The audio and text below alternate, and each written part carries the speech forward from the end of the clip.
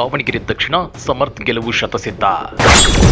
79% ಮತದಾರರು ಕೈ ಕಡೆ ಒಲವು ಎಂದ ಡಿಕೆ. ಉಮೇಶ್ ಮೇಟಿ ಪರ ಸಿದ್ದು ಭರ್ಜರಿ ಪ್ರಚಾರ. ರಾಜ್ಯದ 2 ಕ್ಷೇತ್ರಗಳ ಬೈ ಎಲೆಕ್ಷನ್ಗಳಿಗೆ ಬೆರಳೆಣಿಕೆ ದಿನಗಳು ಹತ್ತಿರವಾಗುತ್ತಿದ್ದಂತೆ 2 ಕ್ಷೇತ್ರಗಳು ರಂಗೇರಿವೆ. ಬಿಜೆಪಿ ಮತ್ತು ಕಾಂಗ್ರೆಸ್ ನಾಯಕರು ಅಕ್ಕಡಕ್ಕೆ ಧುಮುಕಿ ಭರ್ಜರಿ ಮತ ಭೇಟಿಯಾಡುತ್ತಿದ್ದಾರೆ. ಈ ವೇಳೆ ಪರಸ್ಪರ ವಾಗ್ದಾಳಿ, ಕೆಸರೆರಚಾಟ ಜೋರಾಗಿದೆ. ಇತ್ತ ಸಿಎಂ ಸಿದ್ದರಾಮಯ್ಯ ಕಾಂಗ್ರೆಸ್ ಗೆಲುವಿನ ಬಗ್ಗೆ ಭರ್ಜರಿ ಆತ್ಮವಿಶ್ವಾಸ ವ್ಯಕ್ತಪಡಿಸಿದ್ದಾರೆ. ದಾವಣಗೆರೆ ದಕ್ಷಿಣದಲ್ಲಿ ಕಾಂಗ್ರೆಸ್ ಅಭ್ಯರ್ಥಿ ಸಮರ್ಥ್ ಗೆಲುವು ಶತಸಿದ್ಧ ಅಂತೇಳಿ ಡಿಕೆಶಿ ಹೇಳಿದ್ರೆ, ಅತ್ತ ಬಾಗಲಕೋಟೆಯಲ್ಲಿ ಉಮೇಶ್ ಮೇಟಿ ಗೆಲುವು ಪಕ್ಕಾ ಅಂತೇಳಿ ಸಿಎಂ ಸಿದ್ದರಾಮಯ್ಯ ಆತ್ಮವಿಶ್ವಾಸ ವ್ಯಕ್ತಪಡಿಸಿದ್ದಾರೆ. ಹಾಗಾದ್ರೆ ರಣಕಣಗಳಲ್ಲಿ ಮತಬೇಟೆಯ ಅಬ್ಬರ ಹೇಗಿದೆ ಗೊತ್ತಾ? ಅದನ್ನ ಡೀಟೇಲ್ ಆಗಿ ತೋರಿಸ್ತೀವಿ. ಆದ್ರೆ ಅದಕ್ಕಿಂತ ಮೊದಲು ಹಲೋ ಕನ್ನಡ ಯೂಟ್ಯೂಬ್ ಚಾನಲ್ ಅನ್ನ ಸಬ್ಸ್ಕ್ರೈಬ್ ಮಾಡ್ಕೊಳ್ಳಿ. ಹಾಗೇನೇ ಪಕ್ಕದಲ್ಲಿರೋ ಬೆಲ್ ಬಟನ್ ಅನ್ನು ಪ್ರೆಸ್ ಮಾಡಿ. ಉಪಚುನಾವಣೆಗಳ ಹಿನ್ನೆಲೆಯಲ್ಲಿ ಕಾಂಗ್ರೆಸ್ ಮತ್ತು ಬಿಜೆಪಿ ನಡುವಿನ ವಾಕ್ಸಮರ ತೀವ್ರಗೊಂಡಿದ್ದು, ಮುಖ್ಯಮಂತ್ರಿ ಸಿದ್ದರಾಮಯ್ಯನವರು ಕಾಂಗ್ರೆಸ್ ಗೆಲುವಿನ ಬಗ್ಗೆ ಭಾರಿ ಆತ್ಮವಿಶ್ವಾಸ ವ್ಯಕ್ತಪಡಿಸಿದ್ದಾರೆ. ಬಾಗಲಕೋಟೆ ಹಾಗೂ ದಾವಣಗೆರೆ ದಕ್ಷಿಣ ಕ್ಷೇತ್ರಗಳಲ್ಲಿ ಕಾಂಗ್ರೆಸ್ ಭರ್ಜರಿ ಪ್ರಚಾರ ನಡೆಸುತ್ತಿದ್ದು, ಇದರ ಬೆನ್ನಲ್ಲೇ ಬಿಜೆಪಿ ನಾಯಕರು ಆಡಳಿತ ಪಕ್ಷದ ಫಲಿತಾಂಶದ ಬಗ್ಗೆ ಆತಂಕದಲ್ಲಿದ್ದಾರೆ ಅಂತ ಟೀಕಿಸಿದ್ದಾರೆ. ಇದಕ್ಕೆ ಪ್ರತಿಕ್ರಿಯಿಸಿರುವ ಸಿಎಂ ಸಿದ್ದರಾಮಯ್ಯ, ಈ ಮಾತುಗಳು ಬಿಜೆಪಿಯ ಭಯವನ್ನ ತೋರಿಸುತ್ತವೆ ಅಂತ ತಿರುಗೇಟನ್ನ ಕೊಟ್ಟಿದ್ದಾರೆ. ಕಾಂಗ್ರೆಸ್ ಅಭ್ಯರ್ಥಿ ಉಮೇಶ್ ಮೇಟಿ ಪರ ಪ್ರಚಾರದಲ್ಲಿ ಭಾಗವಹಿಸಿ ಮಾತನಾಡಿರುವ ಸಿದ್ದರಾಮಯ್ಯನವರು, ಮೃತ ಶಾಸಕರ ಕುಟುಂಬ ಸದಸ್ಯರನ್ನ ಕಣಕ್ಕಿಳಿಸೋದು ಕಾಂಗ್ರೆಸ್ನ ಸಂಪ್ರದಾಯವಾಗಿದೆ. ಹೀಗಾಗಿ ಬಾಗಲಕೋಟೆ ಮತ್ತು ದಾವಣಗೆರೆಯಲ್ಲೂ ಇದೇ ರೀತಿಯ ನಿರ್ಧಾರಗಳನ್ನು ತೆಗೆದುಕೊಳ್ಳಲಾಗಿದೆ ಅಂತ ಹೇಳಿದ್ದಾರೆ. ಇದೇ ವೇಳೆ ಬಾಗಲಕೋಟೆಯಲ್ಲಿ ಉಮೇಶ್ ಮೇಟಿ ಭರ್ಜರಿ ಗೆಲುವು ಸಾಧಿಸಲಿದ್ದಾರೆ ಅನ್ನೋ ಆತ್ಮವಿಶ್ವಾಸವನ್ನು ವ್ಯಕ್ತಪಡಿಸಿದ್ದಾರೆ. ಜನರಿಂದ ಅಪಾರ ಬೆಂಬಲ ಸಿಗ್ತಾ ಇದೆ ಅಂತ ಹೇಳಿದ್ದಾರೆ. ಆ ಬಳಿಕ ನಿಧನರಾದ HY ಮೇಟಿ ಅವರ ಅಭಿವೃದ್ಧಿ ಕಾರ್ಯಗಳನ್ನು ಸ್ಮರಿಸಿರುವ ಸಿಎಂ ಸಿದ್ದರಾಮಯ್ಯನವರು ಜಿಲ್ಲೆಯ ಅಭಿವೃದ್ಧಿಗೆ ಮಹತ್ವದ ಕೊಡುಗೆ ನೀಡಿದ್ದಾರೆ ಅಂತ ಹೇಳಿದ್ದಾರೆ. ಸಿದ್ದು ಡಿಕೆ ಜೋಡೆತ್ತುಗಳಲ್ಲ, ಕುಂಟೆತ್ತುಗಳು.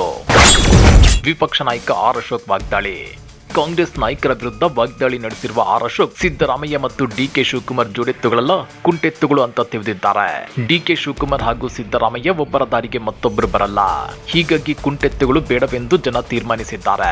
ನಾವು ಅಧಿಕಾರದಲ್ಲಿದ್ದಾಗ ಹೆಚ್ಚು ಸಾಲ ಮಾಡದೆ ಅಭಿವೃದ್ಧಿಗೆ ಒತ್ತು ನೀಡಿದ್ವಿ. ಆದ್ರೆ ಈ ಸರ್ಕಾರ 3 ವರ್ಷಗಳಿಂದ ಯಾವುದೇ ಅಭಿವೃದ್ಧಿ ಮಾಡಿಲ್ಲ. ಕೇಂದ್ರ ಸರ್ಕಾರ ಪೆಟ್ರೋಲ್ ಡೀಸೆಲ್ ಬೆಲೆ ಕಡಿಮೆ ಮಾಡಿದೆ. ಹೀಗಿದ್ರೂ ರಾಜ್ಯ ಸರ್ಕಾರ ಎಲ್ಲವನ್ನು ಜಾಸ್ತಿ ಮಾಡಿದೆ. ಉಪಚುನಾವಣೆ ಬಳಿಕ ಜನರ ಮೇಲೆ ಎಲ್ಲ ತೆರಿಗೆ ಹಾಕಲಿದ್ದು, ಜನ ಕಾಂಗ್ರೆಸ್ ಸರ್ಕಾರಕ್ಕೆ ಈಗ ಬುದ್ಧಿ ಕಲಿಸಬೇಕು ಎಂದಿದ್ದಾರೆ. ಆರ್ ಅಶೋಕ್ ಅವರು ಸಿದ್ದರಾಮಯ್ಯ ಮತ್ತು ಡಿಕೆ ಶಿವಕುಮಾರ್ ಅವರನ್ನ ಕುಂಟೆತ್ತುಗಳು ಅನ್ನೋದಾದ್ರೆ, 2023ರಲ್ಲಿ ಇವೇ ಎತ್ತುಗಳೇ ಅಲ್ವಾ ಬಿಜೆಪಿ ಸರ್ಕಾರವನ್ನ ಕೆಡವಿ ಕಾಂಗ್ರೆಸ್ ಬಾವುಟನಿಟ್ಟಿದ್ದು. ಇವೇ ಎತ್ತುಗಳೇ ಅಲ್ವಾ 136 ಸೀಟುಗಳ ಅಭೂತಪೂರ್ವ ಜಯ ಸಾಧಿಸಿ ರಾಜ್ಯದ ಗದ್ದುಗೆ ಹಿಡಿದಿದ್ದು.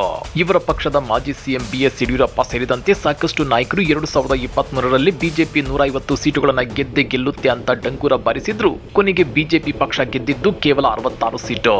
ಹಾಗಾಗಿ ಇವರ ಮಾತುಗಳಿಗೂ ಅಸಲಿ ವಿಷಯಕ್ಕೂ ಅಜಗಜಾಂತರ ವ್ಯತ್ಯಾಸ ಎದ್ದು ಕಾಣ್ತಿದೆ.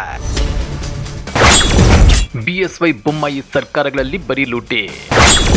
ಅಭಿವೃದ್ಧಿ ಎಲ್ಲಿತ್ತು ಎಂದು ಪ್ರಶ್ನಿಸಿದ ಸಿಎಂ ಸಿದ್ದು, ಬಾಗಲಕೋಟೆಯಲ್ಲಿ ಕಾಂಗ್ರೆಸ್ ಅಭ್ಯರ್ಥಿ ಉಮೇಶ್ ಮೇಟಿ ಪರ ಭರ್ಜರಿ ಪ್ರಚಾರ ನಡೆಸುತ್ತಿರುವ ಸಿಎಂ ಸಿದ್ದರಾಮಯ್ಯ, ಕೇಂದ್ರದಲ್ಲಿರೋ ಬಿಜೆಪಿ ಸರ್ಕಾರ ಆಲಮಟ್ಟಿ ವಿಚಾರದಲ್ಲಿ ಜನ ವಿರೋಧಿ ನಿಲುವು ಹೊಂದಿದೆ. 13 ವರ್ಷಗಳಿಂದ ಗೆಜೆಟ್ ನೋಟಿಫಿಕೇಶನ್ ಕೂಡ ಮಾಡಲಿಲ್ಲ.